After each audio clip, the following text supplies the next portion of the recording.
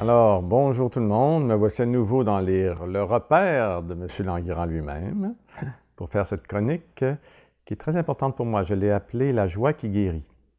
Et c'est une chronique que je vous donne un peu en réponse à différentes réactions que j'ai eues par rapport à mon livre. Vous savez que ça fait plusieurs mois que je suis en tournée ici au Québec et en France et j'ai rencontré beaucoup de gens qui me disaient « mais c'est tellement important cette attitude combative-là par rapport à la maladie, puis il faut combattre, puis se galvaniser contre la mort, le cancer, la maladie. » Et ça me faisait toujours tiquer un petit peu. J'ai dit, ben, j'aimerais ça amener un petit peu des bémols là-dessus.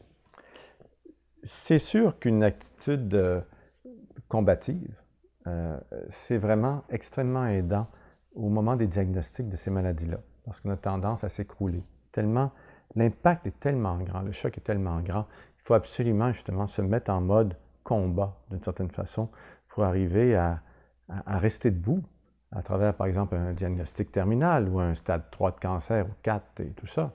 Même n'importe quel cancer qui nous jette un petit peu à la renverse, en fait. Cependant, on s'entend que ces attitudes combatives, c'est du stress qu'on ajoute à l'histoire. Et souvent, c'est le stress lui-même qui a créé ou qui a déclenché, à prime abord, la maladie. Alors, comment ça agit le stress? Il faut d'abord dire que ce n'est pas le grand méchant, le stress. On est fait pour le stress. On est fait pour agir. On est fait pour l'action. On est fait pour relever des défis. On aime ça. Et on est fait aussi pour se reposer. Donc, on est fait pour se fatiguer et on est fait pour se reposer. C'est pour ça qu'il y a des jours et c'est pour ça qu'il y a des nuits. Le stress qui nous fait mal, c'est le stress, comme le disait Anne Cellier, qui a fait ses recherches à Montréal d'ailleurs. Il disait, c'est le stress qui provoque de la détresse. C'est un stress qui n'a plus sa contrepartie, qui est du ressourcement. Un stress qui va finir par provoquer de l'impuissance, de l'isolement, le fait de ne pas se sentir à la hauteur. C'est ce stress-là qui va me faire mal. Pourquoi est-ce qu'il nous fait mal au niveau physiologique? Il nous fait mal parce que le mode combat, c'est un mode de fermeture. On ferme les poings pour se battre. Et nos cellules aussi ferment les poings pour se battre. Et quand votre attitude est toute engagée pour la survie par la lutte, les cellules ferment les poings, métaphoriquement. Mais quand la cellule se ferme, qu'est-ce que ça veut dire? Ça veut dire qu'elle ne laisse plus, elle ne se libère plus de ces toxines dans le flot sanguin, parce que c'est fait pour aller dans le flot sanguin, les toxines, puis être éliminées par la sudation, par l'exercice, par la respiration, toutes sortes de formes d'élimination, par l'intestin, tout ça. Alors, quand le stress dure très très longtemps et que les toxines ne sont plus suffisamment éliminées, elles deviennent à ce moment-là des sièges possibles, potentiels d'inflammation. Elles retiennent au fond de la maladie. Et cette maladie-là vient vous dire, il faut lâcher le stress, il faut changer de mode de vie, il faut changer quelque chose là, parce que ça ne circule plus assez. Parce qu'il faut vous dire que pour les Chinois, hein, la première médecine du monde, la Chine, pour les Chinois, le mot santé, pour eux, est l'équivalent du mot circulation. Quand ça circule, on est en santé. C'est pas compliqué. Les énergies physiques, les croyances, les sentiments, les émotions. Alors pour eux, c'est extrêmement intéressant. C'est très instructif aussi. Ils nous disent, c'est pas d'avoir tout ça qui est le problème. Le problème, c'est quand c'est toujours les mêmes émotions qui circulent, les mêmes pensées qui sont circulaires, les mêmes non-sens, la même détresse, la même impuissance. Ça rend malade. C'est pas de vivre ces choses-là, c'est de les vivre et que ça n'arrête pas. Ça ne circule plus. Par exemple, en acupuncture, essentiellement, c'est une méthode de faire circuler l'énergie. Hein? On pique un point, on l'oxygène au fond, pour permettre à l'énergie de circuler. Les Chinois ne vous diront jamais vous êtes malade, vous avez perdu de l'énergie. Ils vont vous dire non, non, l'énergie est bloquée à quelque part. Et on va s'aider, on va la faire circuler. Et des méthodes comme le Tai Chi, le Qigong reposent essentiellement au niveau énergétique sur des choses comme ça. Donc, le stress est souvent mis à contribution dans le déclenchement des maladies parce qu'il met en mode fermeture. Alors, qu'est-ce qui va permettre, au fond, de favoriser au mieux les mécanismes d'auto-réparation, les mécanismes naturels de retour à la santé? Alors, c'est bien sûr des moments de grande détente. Et là, ça devient très paradoxal parce que menacé par une maladie mortelle, on s'entend que les moments de détente sont plus difficiles à trouver. Et pourtant, l'enjeu est là. Hein? C'est comment je vais arriver à me détendre au cœur même du désastre. Par quelle méthode? Gymnastique douce, yoga, tai chi, justement, respiration, promenade dans la nature, bon repas avec mes amis, poésie, guitare, musique, par quelle façon je vais soutenir mon goût de vivre et arriver, au fond, à me détendre. Parce que dans la vie, encore une fois, il y a des jours, il y a des nuits. Et on se répare le plus souvent la nuit. Parce que la nuit, on repose sur le système neurovégétatif. Et ce système-là, essentiellement, il nous répare. Classe l'information, répare les choses au niveau psychique, répare les choses au niveau physiologique. Donc, ça veut dire qu'il faut que je cultive les yeux ouverts, en état d'éveil, donc conscient, des moments de grande détente. Mais on ne parle pas de la petite détente, on parle de la détente qui est vraiment un lâcher-prise, une perte de contrôle, qui va vraiment provoquer une bascule, et non seulement une bascule, mais une joie profonde d'être en vie.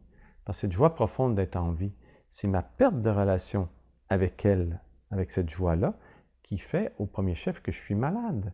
Il y a quelque chose qui s'est atténué dans mon goût de vie, il y a quelque chose qui s'est affaibli. Et la joie profonde d'être en vie va au fond stimuler au mieux les mécanismes d'autoréparation. Des fois, ce n'est pas possible de revenir, le corps est trop fatigué, trop dégénéré, peu importe, mais quand même, on est en face d'un facteur extrêmement puissant. Alors, vous pouvez me dire, oui, mais ces états-là, on ne les connaît pas. Mais on les connaît tous, en fait, parce qu'on a tous fait l'amour. Quand un orgasme, c'est bon, on est exactement là, le modèle idéal de l'accès à ces moments de bascule dans la joie. Hein? Dans une fraction de seconde, on est tendu vers le plaisir, tout à coup, il y a orgasme, et là, qu'est-ce qui arrive quand on a un orgasme? On n'a aucun souci de soi-même. Hein? On n'a plus peur de perdre ceci, perdre cela. Nos soucis financiers sont devenus très, très loin. Tu ne sais plus si c'est ta jambe, la jambe de l'autre. Tu t'en fous comme en l'an 40. Tu n'as pas peur de te perdre. Tu es devenu la joie. Tu éclates de joie. Tu as lâché le contrôle. Tu es dans le moment de lâcher prise qui te remplit d'extase, au fond, de plénitude. C'est exactement cet état-là qui est le plus favorisant des mécanismes autoréparateurs, des mécanismes auto-guérisseurs, on pourrait dire. Donc, comment je vais faire ça? Je ne peux pas toujours être en train de faire l'amour, mais d'une certaine façon, oui. C'est-à-dire que je devrais trouver des façons en moi-même de stimuler volontairement, par moi-même, mon rapport avec la vie, et avec l'amour, et avec la joie. Par exemple, pour moi, ça a été effectivement, à travers tous ces mois de traversée du cancer, et encore aujourd'hui, des visualisations 2 fois par jour, de la méditation 2 fois par jour, toutes sortes de choses qui venaient au fond stimuler mon goût de vivre. C'est comme si je me disais au fond, je me disais, la joie, ce n'est pas une affaire que j'ai à inventer, la joie pure d'exister, c'est ça qui nous a mis au monde. Cette joie-là, elle traverse nos vies, hein? Elle traverse ma vie, elle traverse toutes les vies que j'ai eues, elle traverse l'univers. C'est la chose centrale de l'univers, c'est l'émerveillement d'être au monde, d'être en vie. Et quand je retouche à cette joie-là, bien sûr que mes mécanismes d'auto-guérison sont fouettés d'une certaine façon.